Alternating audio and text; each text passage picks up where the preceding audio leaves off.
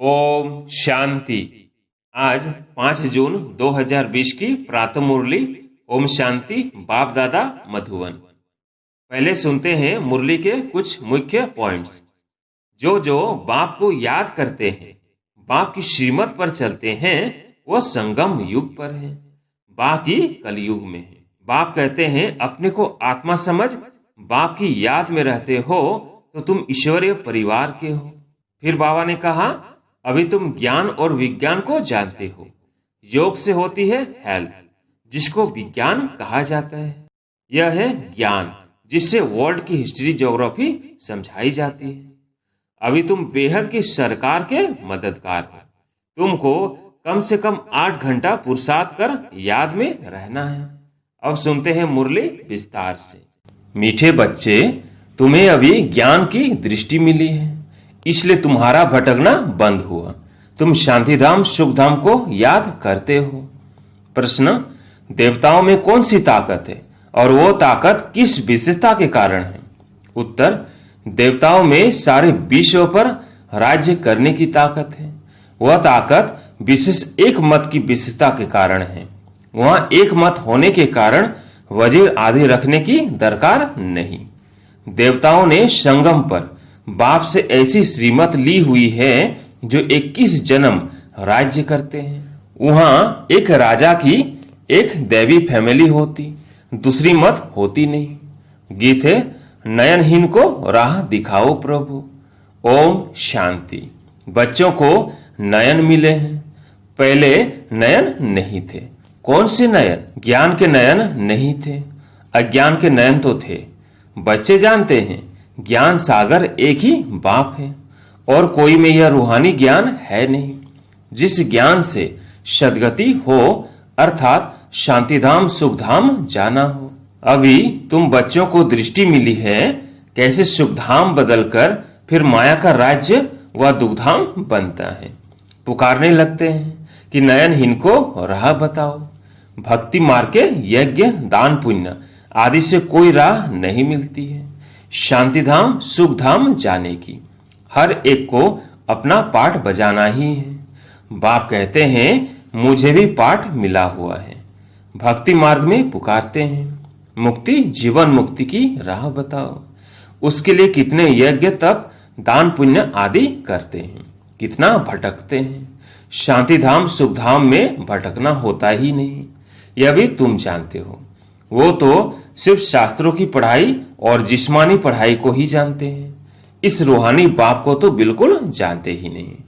रूहानी बाप ज्ञान तब आकर देते हैं जबकि सर्व की सद्गति होती है, पुरानी दुनिया बदलनी होती है, मनुष्य देवता बनते हैं, फिर सारी सृष्टि पर एक ही राज्य होता है देवी देवताओं का, जिसको ही स्वर्ग कहते हैं। यह भी भारतवासी जानते हैं। आदि सनातन देवी देवता धर्म भारत में ही था उस समय और कोई धर्म नहीं था। तुम बच्चों के लिए अभी है संगम युग, बाकी सब है कलयुग में। तुम पुरुषोत्तम संगम युग पर बैठे हो। जो बाप को याद करते हैं, बाप की श्रीमत पर चलते हैं, वह संगम युग पर है, बाकी कलयुग में है। अभी कोई सॉवरेंटी किंगडम तो है नहीं, अनेक मतों से राज्य चलता है। सतयुग में तो एक महाराजा की ही मत चलती है, वजीर नहीं होते, इतनी ताकत रहती है। फिर जब पतित बनते हैं तो वजीर आदि रखते हैं, क्योंकि वो ताकत नहीं रहती। अभी तो है ही प्रजा का राज्य। सतयुग में एक मत होने से ताकत रहती है। अभी तुम वो ताकत ले रहे हो। 21 जन्म इंडिपेंडेंट राजाई करते हो, अपनी ही देवी फैमिली है। अभी यह है तुम्हारा ईश्वरीय परिवार। बाप कहते हैं अपने को आत्मा समझ बाप की याद में रहते हो तो तुम ईश्वरीय परिवार के हो। अगर देह अभिमान में आकर भूल जाते हो तो आसुरी परिवार के हो। 1 सेकंड में ईश्वरीय संप्रदाय के और फिर 1 सेकंड में आसुरी संप्रदाय के बन जाते हो। अपने को आत्मा समझ बाप को याद करना कितना सहज है, परंतु बच्चों को मुश्किल लगता है। बाप कहते हैं अपने को आत्मा समझ और बाप को याद करेंगे तो विकर्म विनाश होंगे। देह द्वारा कर्म तो करना ही है, देह बिगर तो तुम कर्म कर नहीं सकेंगे। कोशिश करनी है काम काज करते भी हम बाप को याद करें, परंतु यहाँ तो बिगर काम भी याद नहीं कर सकते हैं, भूल जाते हैं। यही मेहनत है। भक्ति में ऐसे कोई थोड़ी कहा जाता कि सारा दिन भक्ति करो। उसमें टाइम होता है, सवेर शाम और रात को। फिर मंत्र आदि जो मिलते हैं वो बुद्धि में रहते हैं। अनेकानेक शास्त्र हैं, वो भक्ति मार्ग में पढ़ते हैं। तुमको तो कोई पुस्तक आदि नहीं पढ़ना है, न बनाना है। ये मुरली छपाते भी हैं रिफ्रेश होने के लिए। बाकी कोई भी किताब आदि नहीं रहेंगी, यह सब खत्म हो जानी है। ज्ञान तो है ही एक बाप में। अभी देखो ज्ञान विज्ञान भवन नाम रखा है, जैसे कि वहां योग और ज्ञान सिखाया जाता है। बिगर अर्थ ऐसे ऐसे नाम रख देते हैं, कुछ भी पता नहीं है कि ज्ञान क्या है, विज्ञान क्या है। अभी तुम ज्ञान और विज्ञान को जानते हो। योग से होती है हेल्थ, जिसको विज्ञान कहा जाता है, और यह है ज्ञान, जिसमें वर्ल्ड की हिस्ट्री ज्योग्राफी समझाई जाती है। वर्ल्ड की हिस्ट्री ज्योग्राफी कैसे रिपीट होती है वो जानना है, परंतु वो पढ़ाई है हद की। यहाँ तो तुमको बेहद की हिस्ट्री ज्योग्राफी बुद्धि में है। हम कैसे राज्य लेते हैं, कितना समय और कब राज्य करते थे, कैसे राजधानी मिली थी, यह बातें और कोई की बुद्धि में नहीं आती। बाप ही नॉलेजफुल है। यह सृष्टि का चक्र कैसे फिरता है बाप ही समझाते हैं। बने बनाए ड्रामा को न जानने के कारण मनुष्य कह देते हैं फलाना निर्वाण गया, यह ज्योति ज्योत समाया। तुम जानते हो सभी मनुष्य मात्र इस सृष्टि चक्र में आते हैं, इससे कोई एक भी छूट नहीं सकता। बाप समझाते हैं मनुष्य की आत्मा एक शरीर छोड़ दूसरा लेती है। कितना बड़ा ड्रामा है, सब में आत्मा है, उस आत्मा में अविनाशी पाठ भरा हुआ है। इनको कहा जाता है बनी बनाई बन रही। अब ड्रामा कहते हैं तो जरूर उनका टाइम भी चाहिए। बाप समझाते हैं यह ड्रामा 5000 वर्ष का है। भक्ति मार्ग के शास्त्रों में लिख दिया है ड्रामा लाखों वर्ष का है। इस समय ही जबकि बाप ने आकर सहज राजयोग सिखाया था, इस समय के लिए ही गायन है कि कौरव घोर अंधियारे में थे और पांडव रोशनी में थे। वो लोग समझते हैं कलयुग में तो अर्जुन 40,000 हैं। उन्हों को यह पता नहीं पड़ता कि भगवान आया है।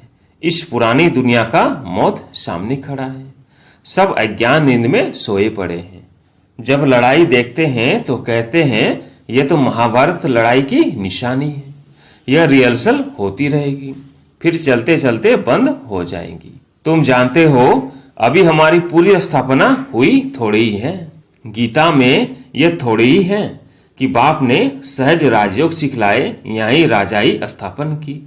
गीता में तो प्रलय दिखा दी है, दिखाते हैं और सब मर गए। बाकी 5 पांडव बचे, वो भी पहाड़ों पर जाकर गल मरे। राजयोग से क्या हुआ कुछ भी पता नहीं है। बाप हर एक बात समझाते रहते हैं, वो है हद की बात।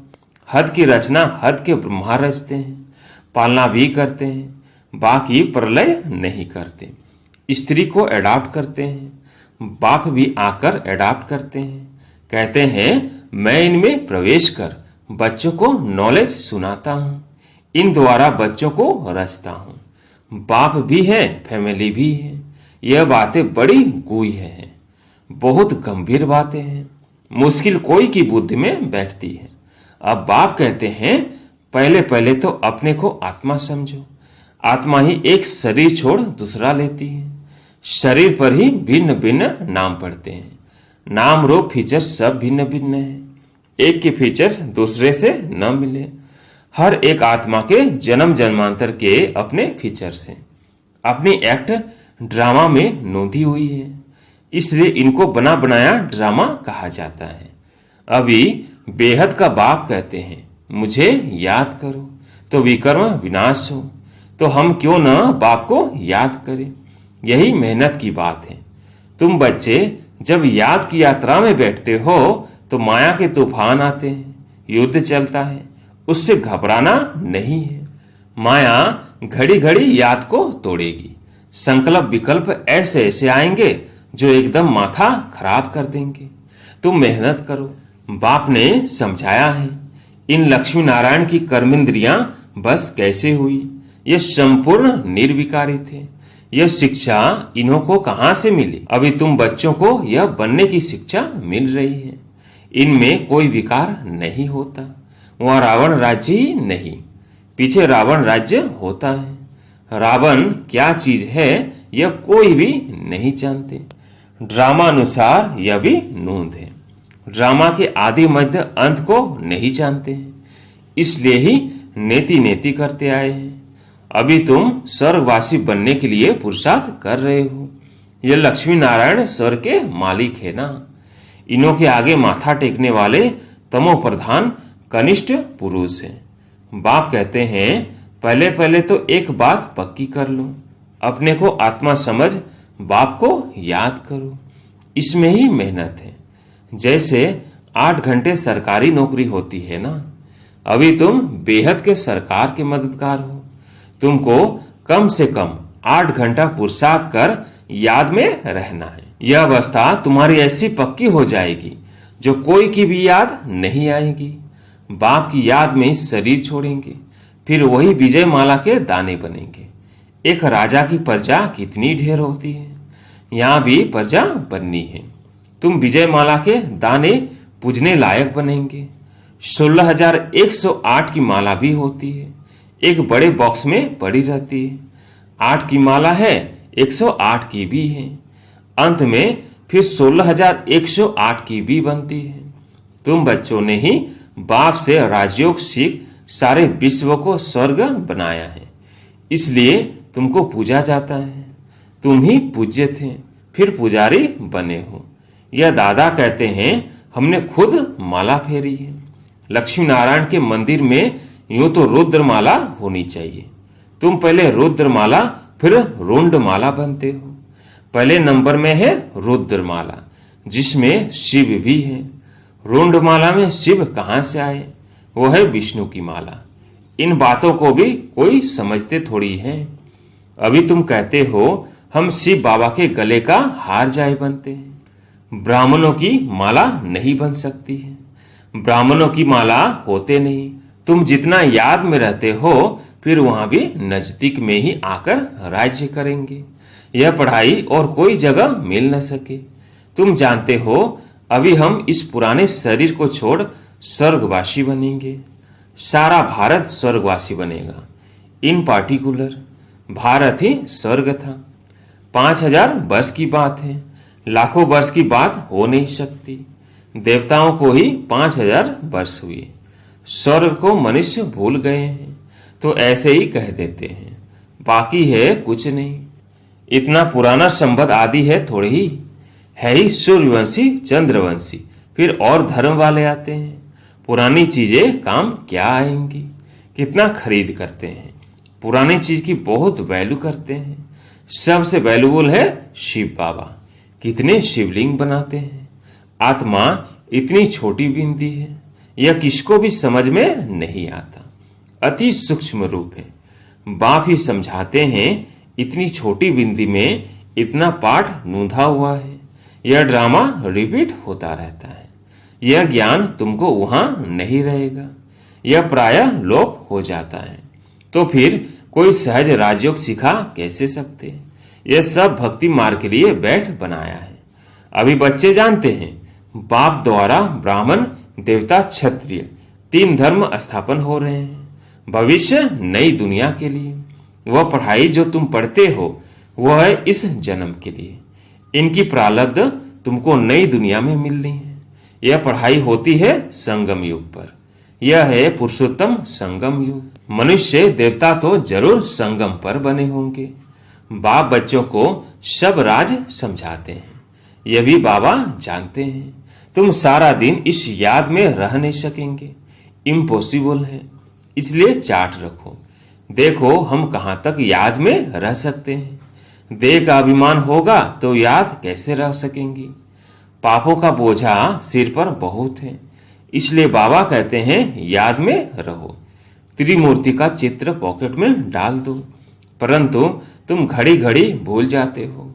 अलग को याद करने से बे आदि सब याद आ जाता है। बैज तो सदा लगा रहे। लिटरेचर भी हो, कोई भी अच्छा आदमी हो तो उनको देना चाहिए। अच्छा आदमी कभी मुफ्त में लेंगे नहीं। बोले इसका क्या पैसा है, बोलो यह गरीबों को तो मुफ्त में दिया जाता है। बाकी जो जितना दे रॉयल्टी होनी चाहिए। तुम्हारी रस्म रिवाज दुनिया से बिल्कुल न्यारी होनी चाहिए। रॉयल आदमी आप ही कुछ न कुछ दे देंगे। यह तो हम सबको देते हैं कल्याण के लिए। कोई पढ़कर भी तुमको पैसे भेज देंगे। खर्चा तो तुम करते हो ना। बोलो हम अपना तन मन धन भारत की सेवा में खर्च करते हैं। अच्छा, मीठे मीठे सिकिलधे बच्चों प्रति माता पिता बाप दादा का याद प्यार और गुड मॉर्निंग। रूहानी बाप की रूहानी बच्चों को नमस्ते। हम रूहानी बच्चों की रूहानी बाप दादा को याद प्यार गुड मॉर्निंग नमस्ते नमस्ते। धारणा के लिए मुख्य सार। पहला, इस बेहद की सरकार को मदद करने के लिए कम से कम 8 घंटा याद में रहने का पुरुषार्थ करना है। याद में जो माया बिघन डालती है उससे घबराना नहीं है। दूसरा, इस पुरुषोत्तम संगम युग पर ईश्वरीय संप्रदाय का बन ईश्वर की मत पर चलना है। कर्म करते भी एक बाप की याद में रहने का अभ्यास करना है। आज प्यारे मीठे बाबा का वरदान है, बेगर टू प्रिंस का पाठ प्रैक्टिकल में बजाने वाले त्यागी व श्रेष्ठ भाग्यशाली आत्मा भव। जैसे भविष्य में विश्व महाराजन दाता होंगे, ऐसे अभी से दातापन के संस्कार इमर्ज करो। किसी से कोई सेल्वेशन ले करके फिर सेल्वेशन दे, ऐसा संकल्प में भी न हो। इसे ही कहा जाता है बेगर टू प्रिंस। स्वयं लेने की इच्छा वाले नहीं, इस अल्पकाल की इच्छा से बेगर। ऐसा बेगर ही संपन्न मूर्त है। जो भी बेगर टू प्रिंस का पाठ प्रैक्टिकल में बजाते हैं उन्हें कहा जाता है सदा त्यागी व श्रेष्ठ भाग्यशाली। त्याग से सदाकाल का भाग्य स्वतः बन जाता है। स्लोगन, सदा हर्षित रहने के लिए साक्षीपन की सीट पर दृष्टा बनकर हर खेल देखो। अच्छा, ओम शांति।